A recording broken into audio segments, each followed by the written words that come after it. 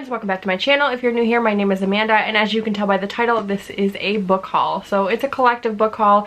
I've been acquiring these books for the past few months, and I have quite a bit, so I just figured, you know what, now I was gonna try to wait through March because I have a couple other pre-orders coming in, but I was like, nah, there's too many of them, so I'm just gonna sit down and film this now because book hauls are time consuming. So I have about 24 books to talk to you guys about. Some you've seen already, maybe if you've been watching my vlogs, others should be new to you. So without further ado, let's get into the books. So the first book I want to talk to you guys about is Rafe. This is by Rebecca Weatherspoon.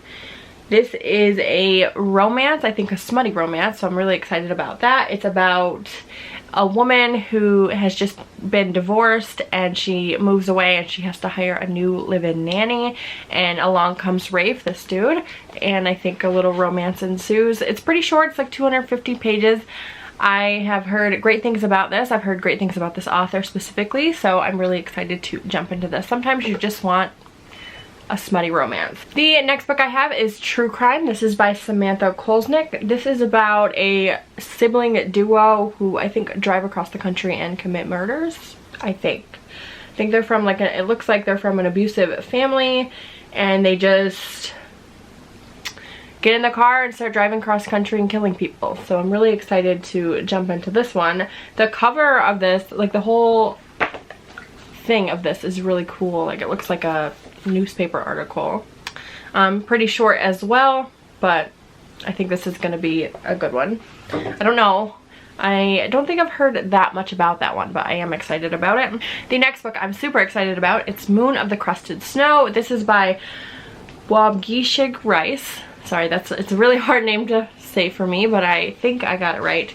This is a dystopian novel. I think it's about this indigenous community who is, you know, they live in the middle of somewhere very cold, like some Arctic setting, and society has collapsed all around them, and I don't even think they're aware of that. And if they are, they're still able to survive since they are like living remotely anyway. And then I believe the white people start showing up and things start happening. It's pretty short, but I'm really excited to read this one. I am planning to buddy read this with Samantha, so hopefully we can get to this one soon. I really am. I've heard amazing things about this. Next up, I have Last Night at the Telegraph Club. This is by Melinda Lowe. This is a female romance, I think, during the Red Scare in America, and that's all I know about it. I think one of them is Chinese. Yeah, one of them is Chinese American, so obviously they are being affected by the Red Scare. So I don't know anything more about it. I know a lot of people have been anticipating this, but I haven't seen anybody talk about it just yet, so I am curious to see what I think. And the cover is gorgeous. Oh, kind of glary, but really pretty. So the next book on my list is A Vow So Bold and Deadly. This is the third and final book in the Cursebreaker series. I did read the first book last year and I loved it. This is a Beauty and the Beast retelling, where the main character, I believe she has cerebral palsy, I think. So I really enjoyed that book. It was so good. It's a chunky book and I flew through it. It's not what I expected. It definitely surprised me, but I knew I needed to continue on with the series. So I do have the second one up on my shelf, and when I saw this one, I pre-ordered it just so I had it. Next up, I have If I Disappear. This is by Eliza Jane Brazier. This is a thriller. I think it's about a woman who is a host of a true crime podcast, and she goes missing, and one of her listeners knows that something's going on and sets out to find her. I think that's what this is. The cover on this is gorgeous. Another one of my most anticipated releases of 2021. Next, I have Wings of Ebony by J.L. This is actually signed, which I just realized, which is really cool. I'm really excited about that. This is about a young girl who has just witnessed her mother killed right in their doorstep. She's then sent off to live with her father on this island, and she starts to realize that she has like magical powers, I think. I don't know. The cover is actually absolutely stunning. Next up, I have The Wife Upstairs by Rachel Hawkins. I've never read anything by Rachel Hawkins, so I want to preface by saying that. This is a thriller. I think it's like a Jane Eyre retelling, if I'm not wrong. Yeah, it says a vivid reimagining of one of literature's most twisted love triangles, so that's all I need to know. I mean, it's a thriller, so I don't really need to know a lot about it. Next up, I have Lore by Alexandra Bracken. This I got from Owl Crate, so I didn't know anything about this book until it showed up on my doorstep. I think what this is like, it takes place in modern day, but every 7 years something called the Agon begins. And so it says, as punishment for a past rebellion, 9 Greek gods are forced to walk the earth as mortals, and then they're hunted by the descendants of ancient bloodlines, all eager to kill a god and seize their divine power immediately. So our main character Lore has since left the world, I guess, where the gods are, and she's living like off the grid. And then Athena starts looking for her, and she decides to team up with Athena to like compete in this Agon thing that's happening. And there's a lot at stake here, including her own life. So that's all I know. The cover's pretty. The tagline says, bind your fate to mine, so we'll see. After that, I have The Four Winds by Kristin Hannah. This is another one of my most anticipated books. It's about a woman who lives in Texas during the Great Depression, and she is in that stage where she could either walk away from everything and move to California like she's always wanted to do, or she can stay and fight for her family farm. So I've heard some people really like this book and some people don't, so I'm curious to see what I think. And then I have Honey Girl by Morgan Rhodes. This is like an adult coming of age story, I think. It's about this woman who goes to Vegas, and when she leaves married.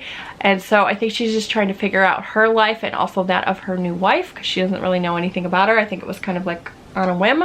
But I've heard, this book is pretty short. I've heard nothing but great things about this. I follow the author also on Twitter. She's great, and I'm just so excited about this one. I want to read it right now. Next up, we have The Echo Wife by Sarah Galey. This is a sci-fi thriller where a wife or a husband makes a clone of the wife, and then the husband has an affair with said clone. That's all I need to know. Super short.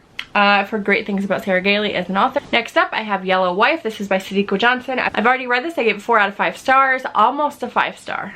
Almost a 5-star. Just barely missed the 5-star mark. This book is so good. It's about a young slave named Phoebe who is the product of a relationship between a slave and slave master.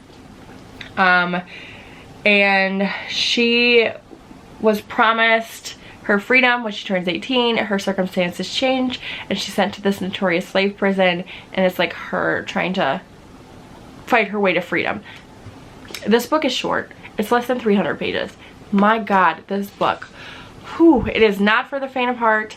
It, you know, there are trigger warnings, so make sure you look for those. But man, this book was really good.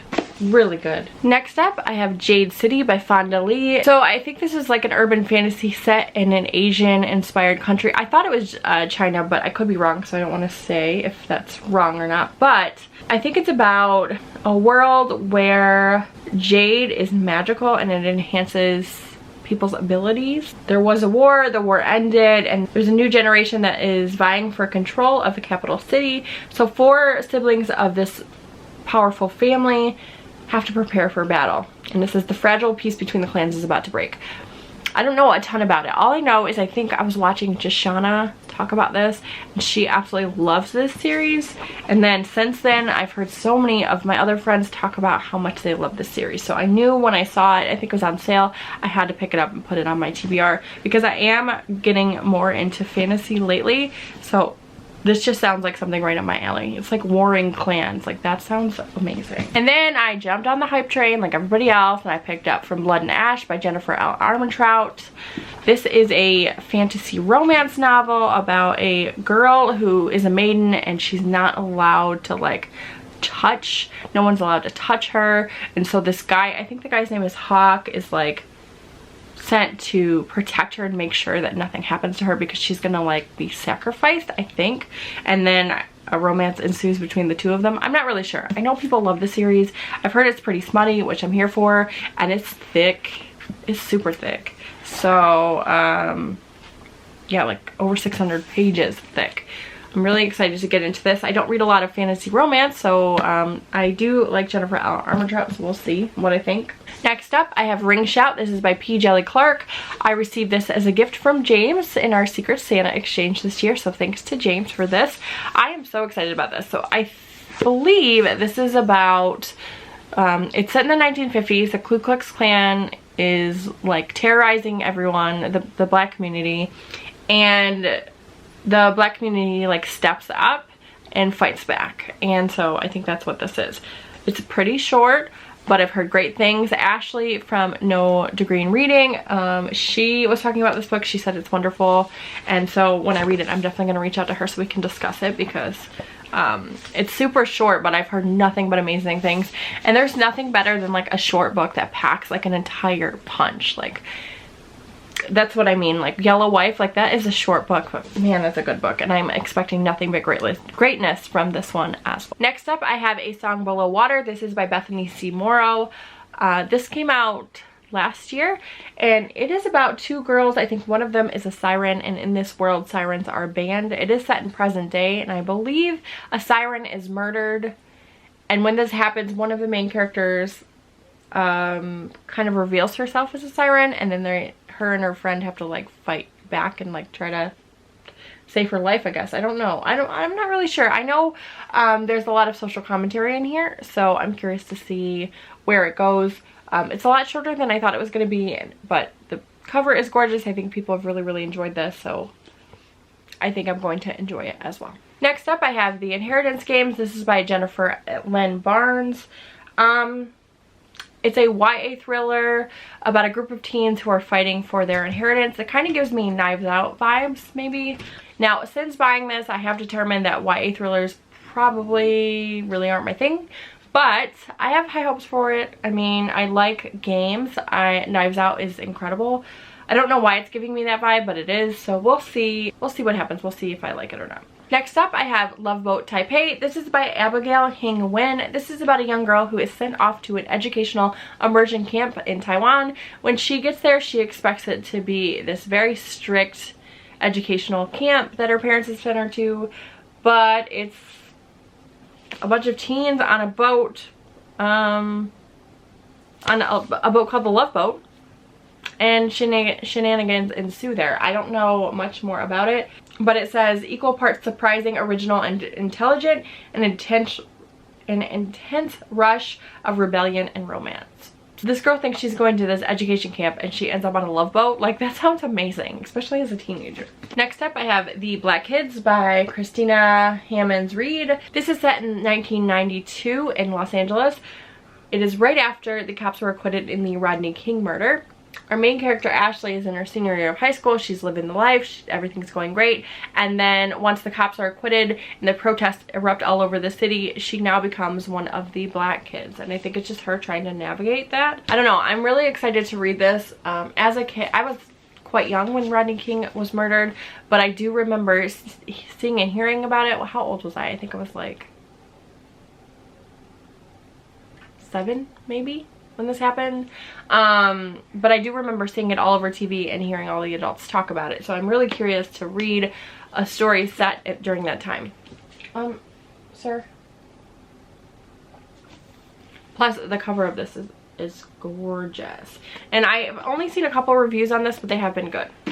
Next up, I have These Violent Delights. This is by Chloe Gong. This is a reimagining of Romeo and Juliet set in Shanghai. I've heard amazing things. The sequel to this just was announced. The cover is gorgeous, and I am just really ready for this. You guys know I love retellings. And then I have Black Sun. This is by Rebecca Roanhorse. So I was a little on the fence about this because I think it's more sci-fi than fantasy. But I do love Rebecca Roanhorse. I've heard nothing but great things about this. Again, Ashley from No Degree in Reading, one of my friends, she loved this book, so I'll probably talk to her about this one as well. I don't know a lot about it. It just says, what does it say in here? A god will return when the earth and sky converge under the black sun. It's a trilogy that was inspired by civilizations of the pre-Columbian Americas and woven into a tale of celestial prophecies, political intrigue, and forbidden magic. That sounds amazing. This cover is amazing. It was on sale for like less than 10 bucks, I think, so I had to pick it up because it's a brand new hardcover.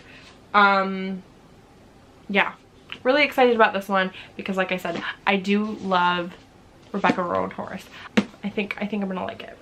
Next up, I have Among the Beasts and Briars. This is by Ashley Poston. I think it's a retelling. I don't know, I got it from Owl Crate. This is not something I would have picked up on my own. I think it's about like this fairy tale world that's like euphoric.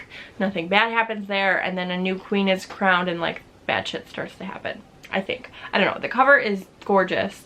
And pages are, the book is really pretty. I did read Geekarella by this author when it came out a few years ago, and I didn't really enjoy it, so we'll see what I think about this one. But like I said, it did come in Owl Crate, so I am going to give it a try. And then the final book that I have to haul for you guys is The House of the Cerulean Sea by TJ Cloon. You guys have probably seen this book everywhere. My parents actually bought me this for Christmas.